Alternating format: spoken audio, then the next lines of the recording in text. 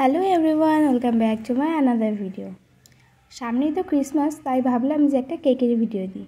আর এই কেকটা খেতে অত্যন্ত বেশি ভালো হয়, দোকান থেকে আর কিনে খেতে লাগবে না, দোকানের থেকে 10 গুণ বেশি ভালো হয়। তাহলে চলো কিভাবে এটা বাড়িতে বানানো যায় দেখে নিই আমরা।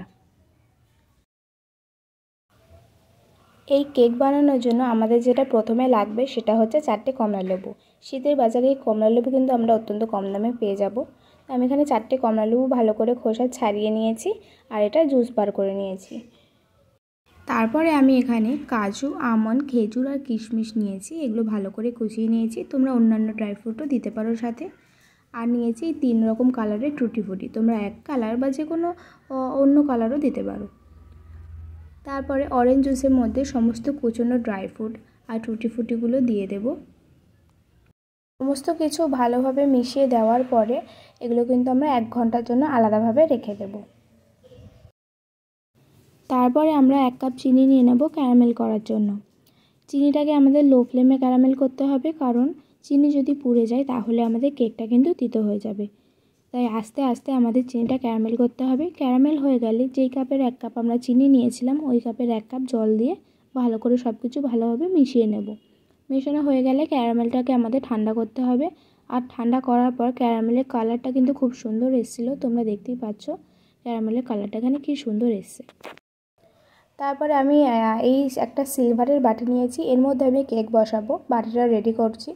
প্রথমে আমি এখানে 1 চামচ সাদা তেল ভালো করে মাখিয়ে দিয়েছি, তারপরে একটুখানি ময়দা দিয়ে এরমভাবে ভালো করে বাটির মধ্যে কিন্তু ময়দাটা মাখিয়ে নিয়েছি, তোমরা কিন্তু দেখতেই পাচ্ছ। তারপরে হচ্ছে কেকের ব্যাটার বানানোর পালা, যেটা সবথেকে মেন। ব্যাটার বানানোর জন্য আমি এখানে নিয়েছি 2 কাপ ময়দা, তারপরে ওখানে নিয়েছি 1 চামচ বেকিং পাউডার, 1 চামচ বেকিং সোডা আর দিয়েছি একটু এলাচ গুঁড়ো। সব কিছু কিন্তু ভালোভাবে আমরা চেলে নিয়েছি। সব কিছু ভালোভাবে মেশানোর পরে যেগুলো বাকি থাকবে ওগুলো কিন্তু আমরা ফেলে দেব। তারপরে এই ময়দার মধ্যে আমি কিন্তু এখানে 50 গ্রাম মিল্ক পাউডার অ্যাড করেছি, তারপরে মেল্টেড বাটার অ্যাড করেছি যেটা কিনা 50 গ্রামই ছিল। তারপরে যে ড্রাই ফ্রুটসগুলো অরেঞ্জ জুসের সাথে সোকড করতে দিয়েছিলাম ওগুলোও দিয়ে দেব। আর সাথে দিয়ে দেবো ঠান্ডা করে রাখা যে ক্যারামেলটা বানালাম, ক্যারামেলটা দিয়ে দেবো। দিয়ে কিন্তু সব কিছু ভালোভাবে মেশাতে হবে। আর মেশানোর সময় মনে রাখতে হবে একই ডিরেকশানে কেকের ব্যাটারটাকে ঘোরাতে হবে, তাহলেই কিন্তু কেকটা আমাদের ফ্লাফি হবে। এদিক ওদিকভাবে ঘোরালে কিন্তু হবে না।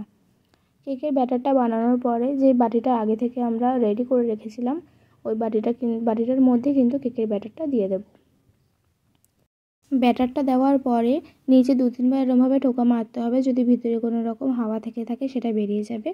আর আমি উপরে ডেকোরেট করার জন্য কিছু ড্রাই ফ্রুট, চেরি, মোরব্বা আর টুটি ফুটি ময়দায় কোট করে রেখেছিলাম, ওগুলো দিয়ে আমি সাজিয়ে দিচ্ছি। তোমরা অন্য কিছু দিয়েও সাজাতে পারো, কিন্তু যেগুলোই দেবা ময়দায় কোট করে দেবা, তাহলে কিন্তু কেকের ভিতর ঢুকে যাওয়ার সম্ভাবনা থাকবে না। তারপরে আমি যেহেতু এটা ওভেনে করছি না, গামলায় করছি, তাই এটা কিন্তু আমি আগে থেকে প্রিহিট করতে রেখেছিলাম। তো প্রিহিট করা হয়ে গেলে কিন্তু কেকটা আমাদের বসিয়ে দিতে হবে। কেকের ব্যাটারটা রেডি করার পরে কিন্তু একদম দাঁড়ানো যাবে না, তাই আগে থেকে প্রিহিট করা কিন্তু খুবই জরুরি, যাতে ভিতরে কোনো রকম হাওয়া না ঢোকে। এই জন্য আমি একটা কাগজ দিয়ে ওই ফুটোটাকে আটকে দিয়েছিলাম। তো তারপরে কেকটা কিন্তু আমরা 45 মিনিট লো ফ্লেমে কুক করেছি। কুক করার পরে কেকের লুকটা ঠিক এরকম এসে, তোমরা দেখতেই পাচ্ছ কী সুন্দর এসছে কেকটা দেখতে। এই কেকটা কিন্তু দেখার সাথে সাথে খেতে কিন্তু আরও 10 গুণ বেশি ভালো ছিল।